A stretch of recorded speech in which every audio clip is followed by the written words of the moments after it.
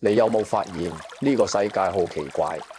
有啲人明明好有料、好醒目、好清楚件事點樣發生，但佢偏偏唔急住出聲。相反，有啲人一有少少見解，就即刻衝出嚟講；一聽到人哋有啲問題，就即刻批評；一見到人哋唔順眼，就忍唔住教訓；一覺得自己委屈，就要即場講到盡，講到人哋冇面，講到場面僵晒，先覺得自己贏咗。但到最後，你會發現真正贏嘅未必係把口最快嗰個，好多時最蝕底嘅正正係嗰個以為自己講得最啱、最直、最有道理嘅人。因為人同人之間最傷感情嘅未必係大事，往往係一句說話，一句你都係咁啦，可以令一個人心淡；一句我一早都話咗你唔得，可以令一段關係結冰；一句你有咩咁巴閉，可以將人哋好唔容易處翻嚟嘅信心。行業受原來人會分道揚鑣，一下打散。一句我講真咋，你唔好嬲，表面係坦白，實際可能係借真話去相迎。越聰明嘅人越知道有啲說話講咗唔代表有智慧，忍得住唔講先係真正有修養。厚德唔係叫你㗎，留白唔係叫你熟，處世智慧唔係叫你圓滑到冇原則，而係你明白說話係有重量嘅，一出口就收唔返，一入耳就會流行到人刁。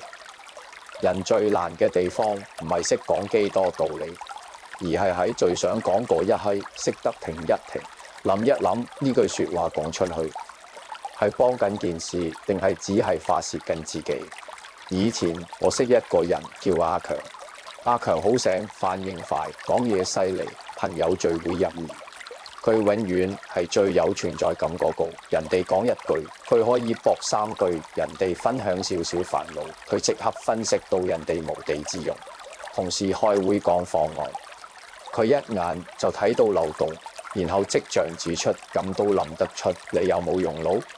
一開始大家都覺得佢啦，因為佢真係睇得準，講得中，反應又快。但慢慢大家開始唔想同佢傾偈，有聚會唔再叫佢，有心事唔再同佢講，開會有人寧願唔出聲，都唔想俾佢當場踩低。有一次公司有個後生仔做錯報告，客戶面前出咗少少錯漏，返到公司個後生仔已經好驚，面都青晒。阿強一見到就忍唔住開火，你知唔知你今日累死大㗎？咁基本都錯，你係咪唔適合做呢行？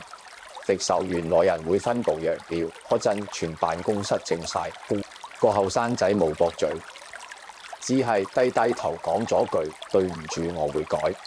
但第2個月亦做完2個月佢就辭職。辭職前佢同另一個同事講，我知自己錯，但我唔係唔想學，我只係覺得喺呢度跌一跌就好似冇資格再企起身。呢句說話後來傳返去阿強耳邊，阿強嗰刻先開始諗，原來自己一直以為講真話，原來喺人哋心入面可能係落刀。再過咗一段時間，阿強自己升職評核，能力分好高，但人際協作分好低。上司同佢講，你做事冇問題，但你講嘢太盡，你以為你係幫人修正，其實你令大家唔敢靠近你。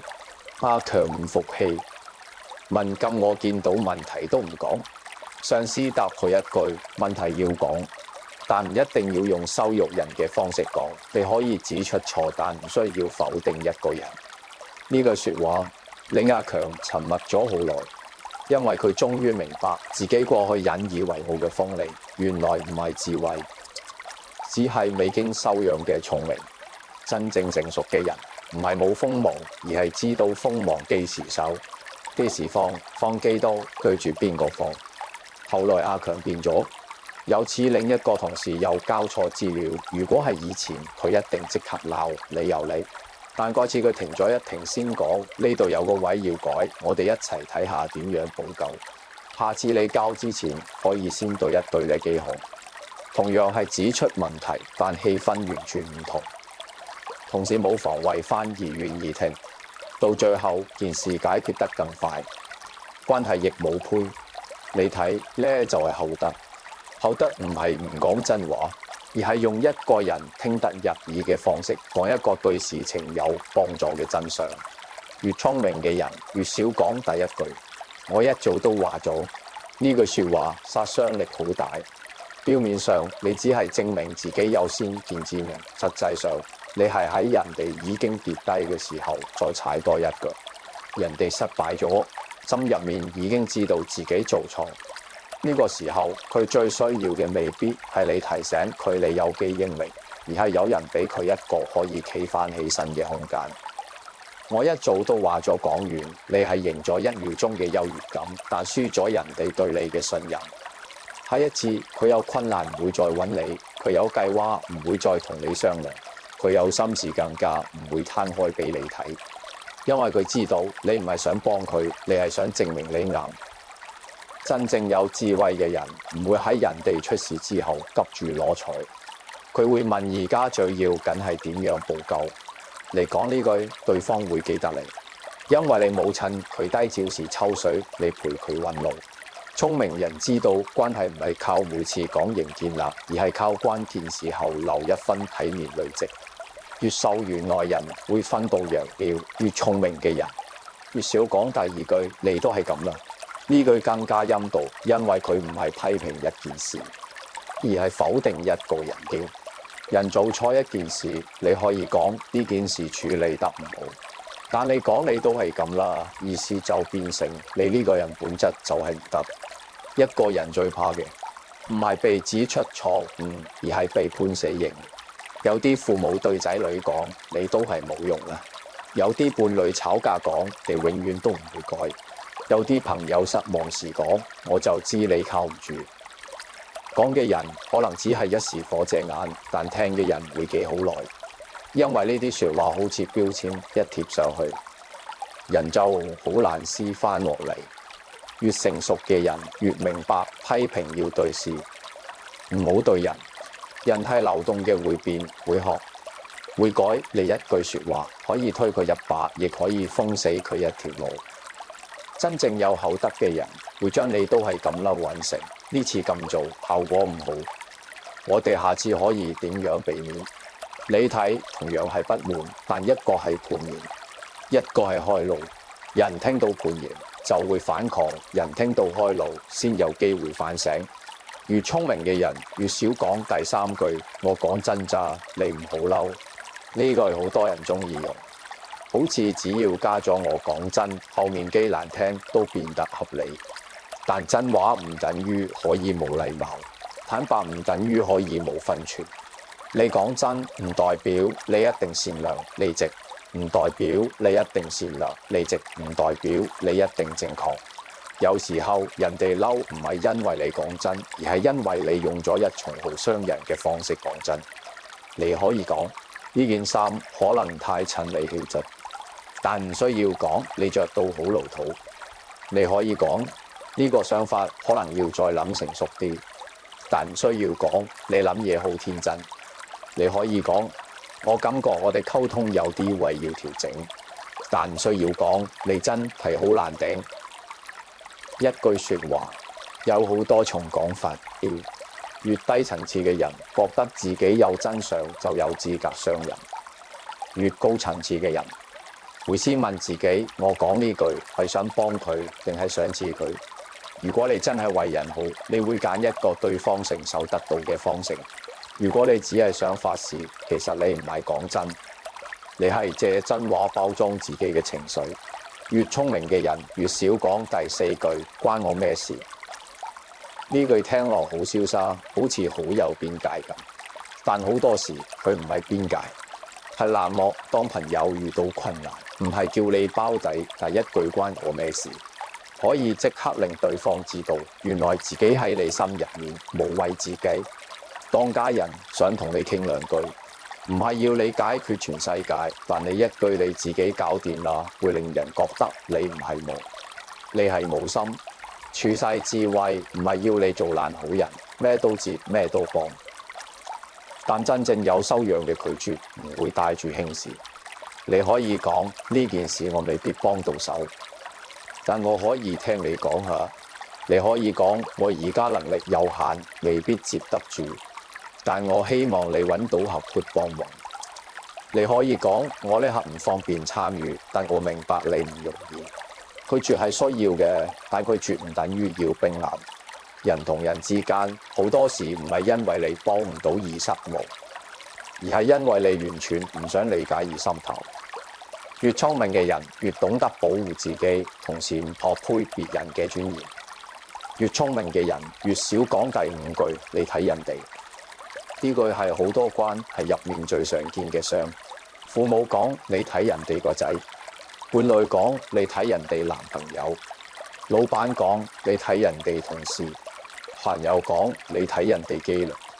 比較表面上係激勵，實際上好多時係羞辱。每個人嘅起點唔同，節奏唔同，性格唔同，承受力唔同。你用另一個人嘅過去照住眼前呢個人嘅暗位，佢唔會因此變樣，佢只會覺得自己更有。聰明人會用比較去推動人，因為佢知道真正能夠令一個人成長嘅唔係羞愧，而係被理解之後產生嘅力量。你可以講我見到你呢方面仲有進步空間。你可以講你比之前已經好咗，只係仲可以再穩啲。你可以講我相信你有能力，只係方法要調整。呢啲說話唔係討好，而係精準，因為你對住嘅係一個人，唔係一件工具。人需要被提醒，但都需要被看見。你見到佢嘅不足，同時見到佢嘅努力，呢個先叫公道。越聰明嘅人越少講第六句，會身啊，同你講都用掉，算啦，同你講都冇用。呢句一出口，關係基本上就關門。可能你真係失望過，可能你講過好多次，對方都冇改，可能你覺得好攰，但同你講都冇用。呢句話傳遞嘅唔止係不滿，而係放棄。放棄本身唔一定錯，有啲關係真係要指示，有啲人真係唔值得再解釋。但如果你仲想保留一段關係，就唔好用呢句話去封死所有對話。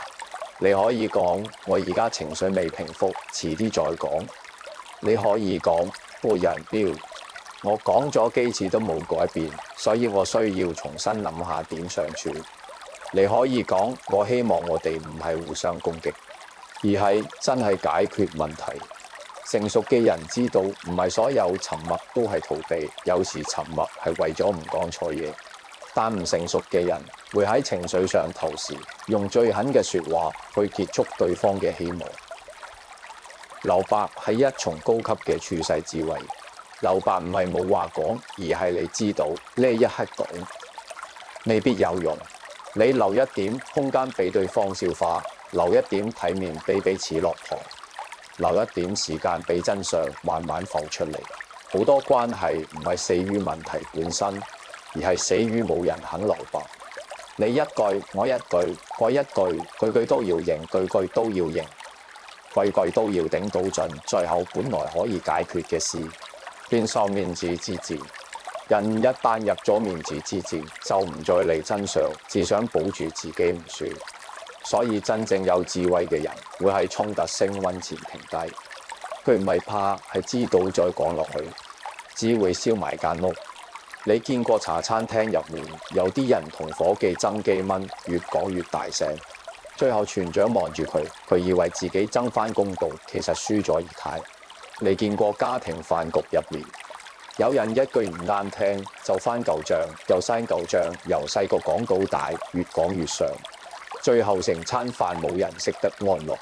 你見過情侶吵架，本來只係遲到問題，講到最後變成你根本唔愛我，一句話就將細問題變成大審判。呢啲情況入面，最需要嘅唔係更鋒利嘅口才，而係一個人有能力踩住剎車。口才可以幫你講完，口德先可以幫你走遠。點解說話咁重要？因為說話唔只係聲音，說話係能量。你講一句鼓勵，人會有力；你講一句羞辱，人會畏縮；你講一句理解，人會放低防備。你講一句比較，人會即刻關門。人同人之間其實一直有能量流動。你將怒氣丟出去，對方接住佢就會反擊，於是怒氣變大。你將輕視丟出去，對方感受到佢就會防衛。接受原來人會分道揚鑣，於是佢黐邊緣。你將善意放出去，就算對方一開始未必即刻明白，但佢身體會感覺到安全，關係就有機會打開。呢就係一重能量守恆。你用咩能量講說話，最後多數會回到你身上。你用刻薄去對人，身邊自然少人願意真心靠近你。你用羞辱去管理人，大家可能表面聽你，心入面卻慢慢黐開你。你用抱怨去過日子，你會發現自己越講越灰，身邊人亦越嚟越攰。相反，你講話有分寸、有溫度、有界線，身邊人會慢慢覺得你可靠。所謂福報，有時唔係天跌落嚟，而係你平日講出去嘅說話，一點一滴變成你周圍嘅氣場。有口德嘅人唔係每句都好聽，而係每句都唔願傷人。佢知道真相需要講，但唔必會刺刀直腸講。佢知道錯要指出，但唔必將人踩到冇尊嚴。佢知道拒絕要清楚，但唔必懶到似刀。佢知道沉默唔代表輸，有時沉默係最高級嘅掌控。真正聰明嘅人講嘢之前，心入面有幾個判斷。第一，呢句說話係咪真？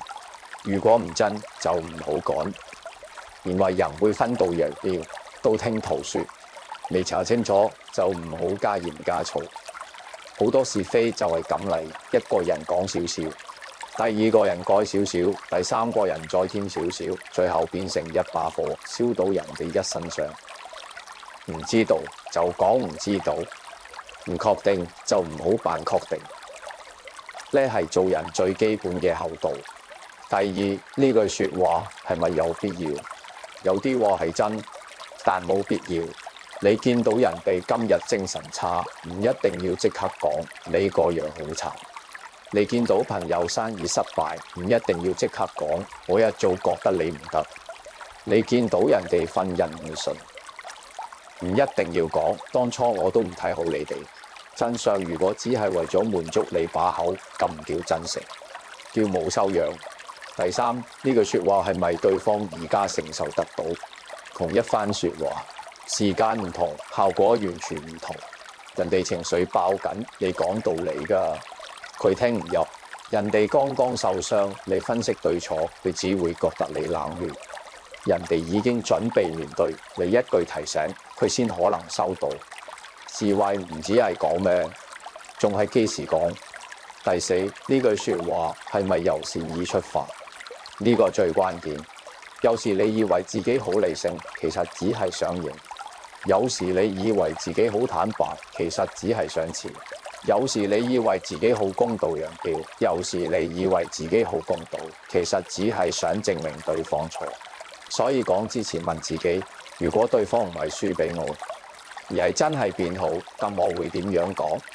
呢個問題一出，你把口自然會柔軟好多。第五，呢句說話講完，會令事情更近解決定更遠。如果講完只會令對方更防衛，令情況更僵，令關係更亂，咁就算你講得啱，都未必係明智。聰明人唔追求每句都啱，佢追求結果更好。有啲場面，你讓半步，件事反而過度，接受迎來人會分道揚鑣。有啲關係，你收一句，對方反而有空間反省。有啲衝突，你唔急住回應，時間會幫你過濾情緒。所以真正高手唔係無所不講，而係知道邊句要講，邊句唔講，邊句唔講，邊句遲啲講，邊句換個方式講。咁如果遇到人哋講嘢難聽，我哋又點樣拒絕？點樣保護自己？第一招唔即刻接火，對方一刺激你即刻爆，咁你就入咗佢個局標。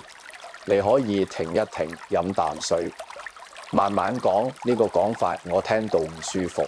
我哋可唔可以針對件事講？呢句好有力，因為你冇鬧翻佢，但你劃咗界線。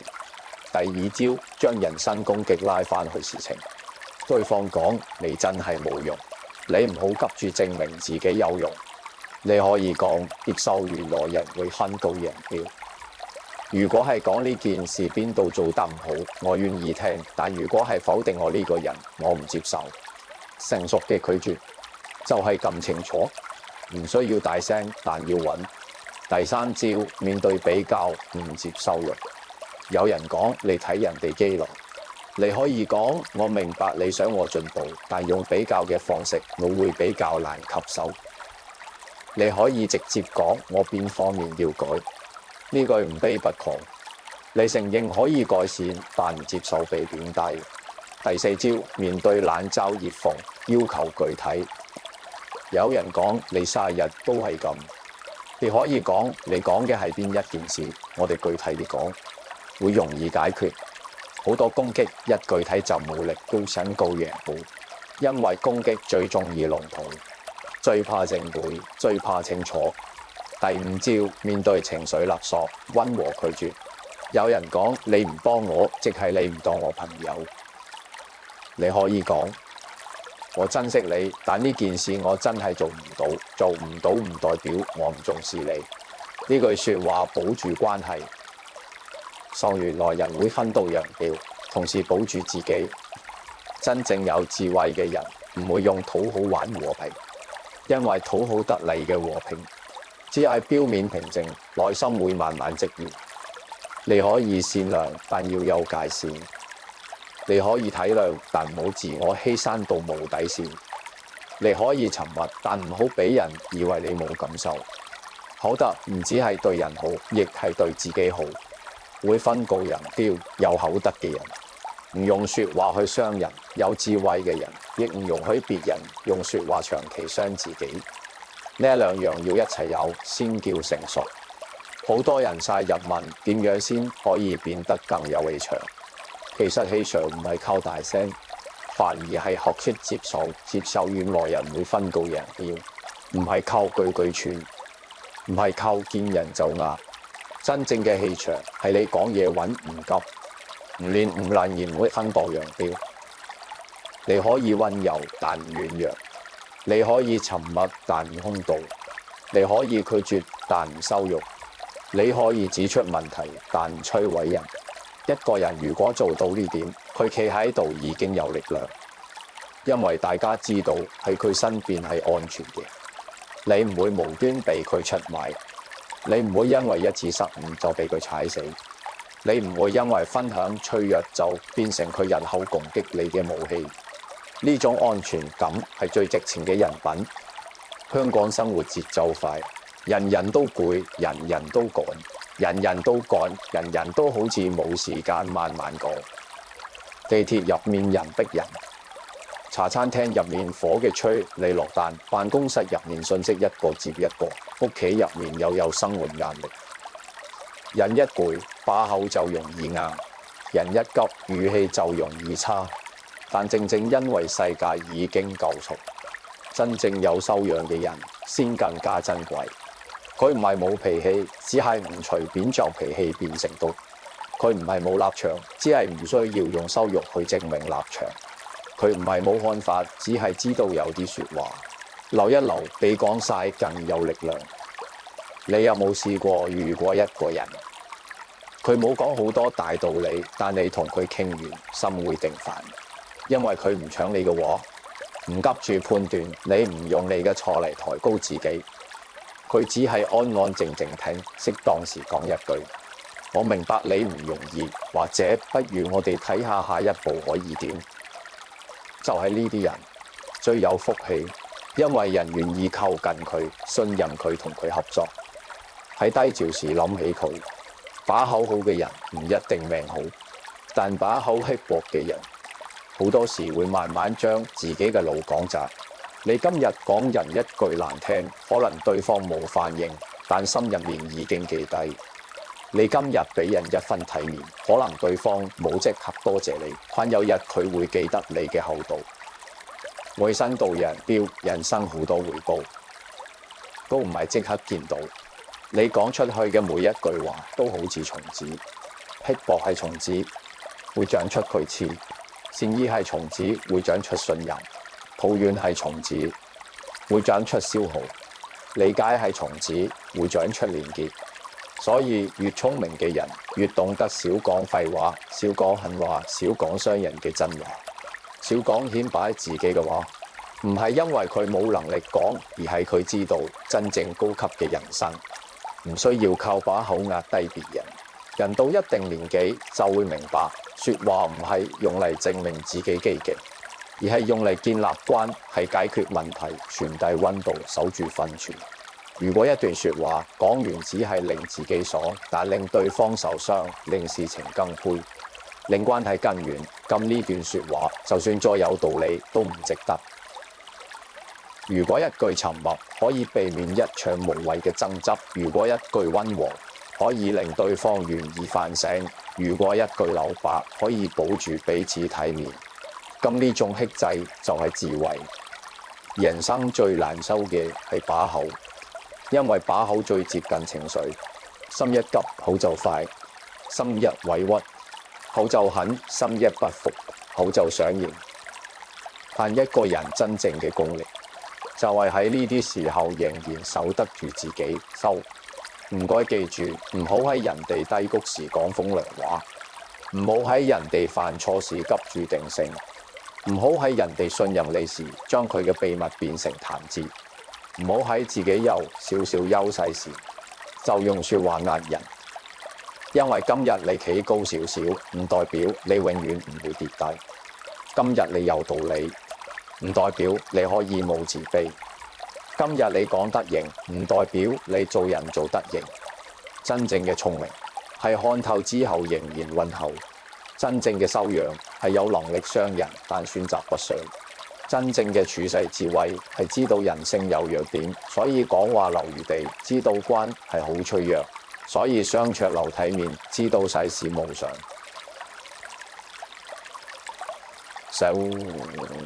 所以做人留誠意。由今日開始，喺講每一句重話之前，俾自己3秒，問自己呢句係真定係情緒？問自己呢句係幫人定係傷人？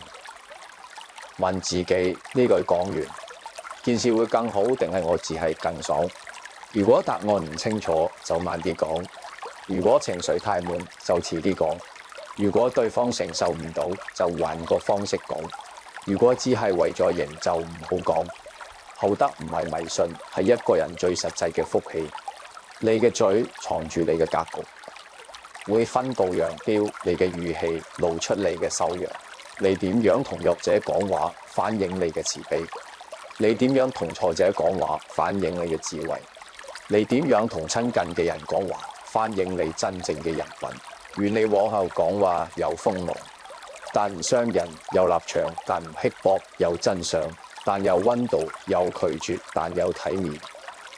願你學識喺該講時講清楚，喺唔該講時留白。願你把口從出善緣，而唔係從出怨氣。願你越活越通透，越講越有分寸，越沉默越有力量。因為真正聰明嘅人唔係最識講嘢嗰個，而係最知道邊啲說話一世都唔好輕易講出口。